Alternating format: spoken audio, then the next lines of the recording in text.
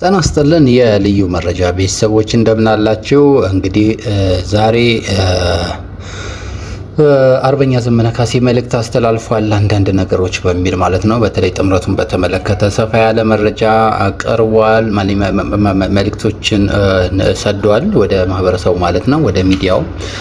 ከዛ ባለፈም እንግዲህ ያው አሁን ላይ የኦሮሞ ብሔርተኞች እንኳን ደስ አላችሁ የሚያሰኝ ተግባር በአማራ ሕዝብ ላይ በሰሜን ሕዝብ ላይ ሰፊ የሆነ ጭፍጨፋ እየተከናወነ ይገኛል። እንግዲህ እሱን በተመለከተ አንዳንድ ሀሳቦችን እናነሳለን እና የዘመነ መልእክት እናቀርባለን። ከዛም ባለፈ ደግሞ በተለይ ጥቃት እየደረሰበት ያለው አካባቢ ምን እንደሚመስል ጥቃቱ ማለት የአማሮችና ሰብአዊነት የሰማቸው አካላት ብቻ ይሄ ነገር መቋሚያ ወዴት ነው እያሉ የሚሉበት፣ በአንጻሩ ሚዲያዎች በጣም በተለይ የመንግስት ወገን የሆኑ የመንግስት አክቲቪስቶች ጭምር ትልልቅ እንደ ቢቢሲ አይነት ዓለም አቀፍ ተቋማትም ጭምር ሽፋን የማይሰጡት የአማራዎች ሞት፣ የሰሜኖች ሞት፣ የክርስቲያኖች ሞት ፈጽሞ ለሌላው ሞት ያልሆነበት ነባራዊ ሁኔታ በደንብ እየታዘብን ያለንበት ወቅት ላይ እንገኛለን። አሁን ባለው ሁኔታ ይህ እስከ መቼ ይቀጥላል? ይህ የንጹሃን ደም የፈሰሰው ደም እንደዚሁ ከስሞ የሚቀር ይመስላችኋል ወይ የሚለው በጣም መሰረታዊ ነገር ነው። ምክንያቱም ጀዋር ያንን ቃል ከተናገረ በኋላ በተለይ የዛ ቢዛሞ ላይ የሚገኘው የፋኖ እዝ ጫካ የገባው ኃይል የመንግስት ኃይልን የታጠቀውን ኃይል በከፍተኛ ሁኔታ ሲያጠቃው እንግዲህ መንደሮች ውስጥ ገብቶ ነው መንደርን እያጠፋ ያለው። በአጠቃላይ ከ400 በላይ የቀንድ ከብት እንደተነዳ እንዲሁም ደግሞ ሀብት ንብረት በከፍተኛ ሁኔታ እንደወደመ፣ በጣም በርካታ ሰዎች እንደተገደሉ፣ ቤተክርስቲያን እንደተቃጠለ በቪዲዮ ጭምር ነው ያየ ነው። እንግዲህ ገዳ ከማንዶ የሚባለውና የቄሮ ወጣቶች እንዲሁም ደግሞ ከዛም ባለፈ ደግሞ መከላከያ ሰራዊት በቪዲዮ ጭምር እየታዩ ቤቶችን ሲያቃጥሉ፣ ቤተክርስቲያን ሲያቃጥሉ፣ ሰዎችን ሲገድሉ የታየበት ሁኔታ አለና ይህ በጣም ዘግናኝ ሁኔታ ነው። ለዚህ ድምጽ አለመሆን እጅግ በጣም አሳዛኝ ነው።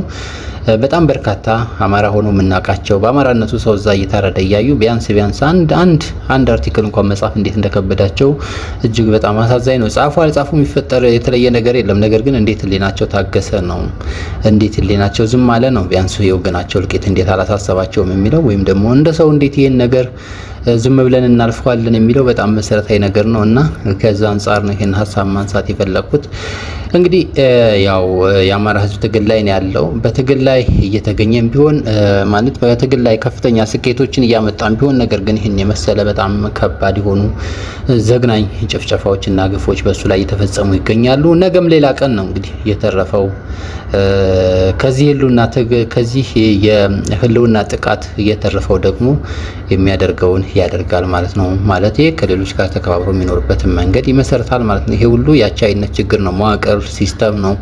ማህበረሰቡን በዚህ ልክ እያጠቃ ያለው ማለት ነው። አብሮ ለዘመናት የኖረ ማህበረሰብ እንዴት አንዱ ባንዱ ላይ እንደተነሳ እኔ ባለፉት 8 ዓመታት የሆነውን ስናይ ሩዋንዳ ላይ እንደዚህ ሆናል። ይሄ እኮ ለቀጣይ ለ8 ዓመታት በተከታታይ በቀጣይነት ላልተቋረጠ ጊዜ በድብቅም በግልጽም እየተፈጸመ የሚገኝ ጂኖሳይድ ነው። አማራ በዚህ ዘመን ያለቀው ቁጥር ስፍር የለውም እውነት ለመናገር ማለት ነውና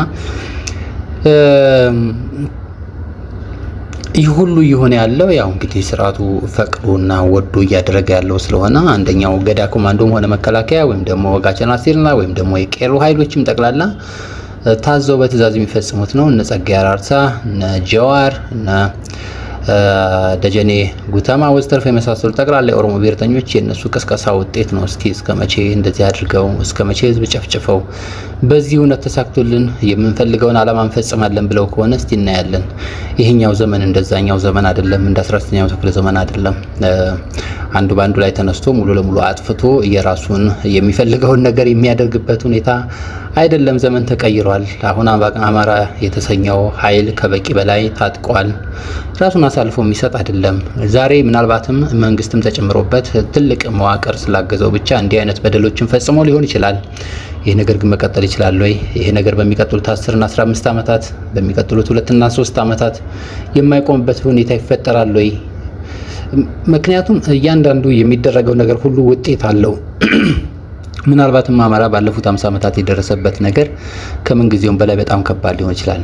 ግን ከምን ጊዜውም በላይ ደግሞ አማራ በአማራነቱ ተደራጅቶ አማራ ሆኖ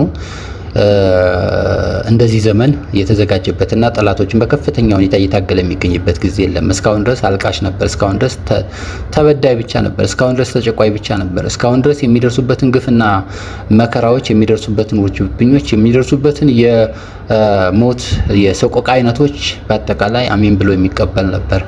በየፊናው ለመታገል የሞከሩ አካላትን ቢኖሩ ድምጻቸው ሳይሰማ እዛው ታፍነው የሚቀሩበት ሁኔታ ነበር። አሁን ግን ያ ዘመን አልፏል። ያ ዘመን አልፏል። ስቃዩ ሊበዛ ይችላል፣ ነገር ግን አንድ ቦታ ላይ መቆሙ አይቀርምና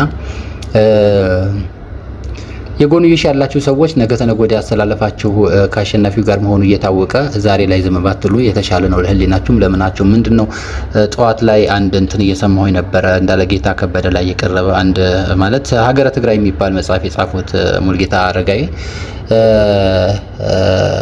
እዛ ላይ ቀርቦ አንዳንድ ሀሳቦችን ሲያነሳ ነበር። በዛው እንዳለጌታ የአረቦች ተረት ነው ብሎ አንድ ሀሳብ አነሳና አንድ ቆየት ያለ አረቦች አባባል ነው። ምንድነው አባባሉ?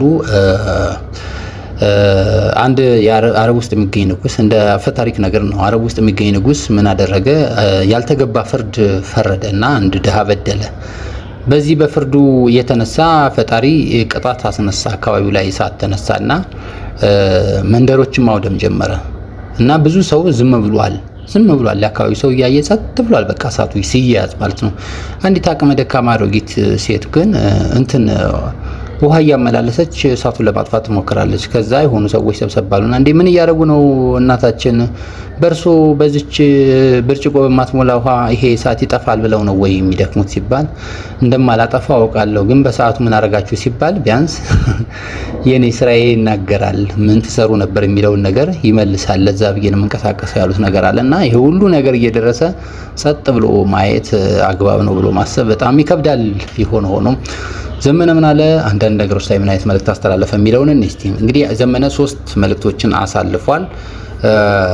ከሶስቱ መልእክቶች ምን ናቸው የሚለውን እኔ የመጀመሪያው የአማራ ፋኖ ከሌሎች ህዝባዊና ብሔራዊ ኃይሎች ጋር የሚተባበረው ብቻውን መቆም ስለማይችል ሳይሆን የትግራይ ኃይሎችም ከአማራውና ከኦሮሞ ጋር የሚተባበሩት ብቻቸውን መቆም ስለማይችሉ ሳይሆን አፋሩ ከአማራው ከኦሮሞም ከሲዳማውም ከበርታውም ጋር የሚተባበረው ብቻውን መቆም ስለማይችል ሳይሆን ኦሮሞም ከጉምዙ ከአማራ ጎን የሚቆም ብቻውን መቆም ስለማይችል ሳይሆን ሶማሌውም ከሌሎች ወገኖች ጋር የሚያብረው ብቻውን መቆም ስለማይችል ሳይሆን ሁሉም ራሱን ችሎ ሁሉም አማራ ሳይሆን ሁሉም ራሱን ችሎ መቆም ይችላል።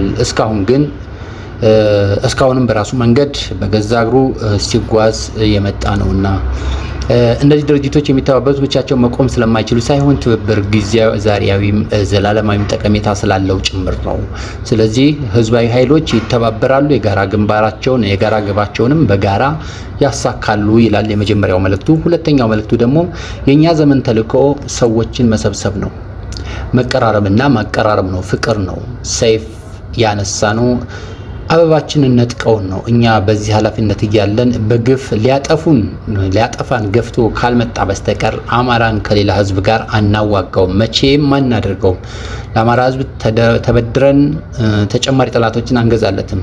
ሌሎች ወገኖችም የመከራ ምክንያት አንሆንም።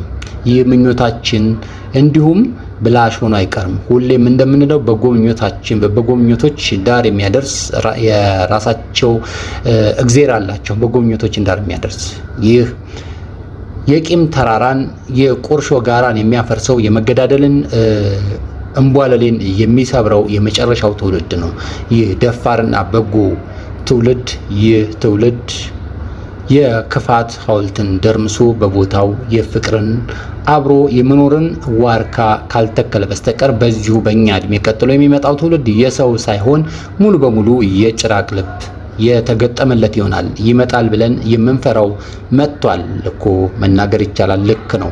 እየመጣ ያለው ግን በመደበኛ አእምሮ ለማሰብ ይከብዳል። መድኃኒቱም ይህንን የመጨረሻውን ጥረት ተጋግዞ ውጤታማ ማድረግ ነው ሲል ሁለተኛው መልእክቱን ያሳልፋል። ትብብር ግዴታ መሆኑን እዚህ አካባቢ ዘግናኝነት መቆም እንዳለበት ለማስመር ይሞክራል ማለት ነው። ሶስተኛው መልእክቱ ዛሬ እኛን ለመዝለፍና ዓላማችንን ለማንቋሸሽ ድምጻቸውን ከፍ አድርገው ለመሳቅ ብቻ ሲሉ የዋልጌ ማህበር የመሰረቱ ወገኖች ሁሉ አንድ ቀን ወደኛ ይመጣሉ። ይህንን በጎ ምኞታችንን ይገዛሉ፣ የራሳቸውም ያደርጋሉ። ያኔም ፍጹም ሳይሸማቀቁ በፍቅር ይቅርታ እንቀበላቸዋለን። እስከ ዛሬም ድረስ ለአንድ ስድብ አንድ ጡብ እያስቀመጥን ወደፊት እንቀጥላለን። ሚስማሮችን ቁጥር ብዛታቸውን ላለማቆም ወይም እስከ መጨረሻው ለመጽናት የወሰንባቸው ቀናት ጋር እኩል ነው እንዲል ትልቁ አባታችን ለአንድ አሻጥር አንድ ሚስማር፣ ለአንድ ስድብ አንድ ጡብ እያለ ሐሳቡን ሶስተኛው መልእክት ያስተላልፋል ማለት ነው። እንግዲህ በአጠቃላይ የዚህ መልእክት አንድምታ ብዙ የሚያብራራ ነገር የለውም፣ እንዳስቀመጠው ነው። ከሱ በላይ የስነ ጽሁፍን መረዳት የሚችል ሰው ያለ አይመስለኝም። ምክንያቱም ዘመነ በስነ ጽሁፍ ምን ያህል የተካነ ሰው እንደሆነ ይታወቃል ማለት ነው። ስለተከታተላችሁ እናመሰግናለን። ገጻችን ላይክ፣ ሼር እና ሰብስክራይብ አድርጉ። ሀሳብ አስተያየት ካላችሁ ስጡ።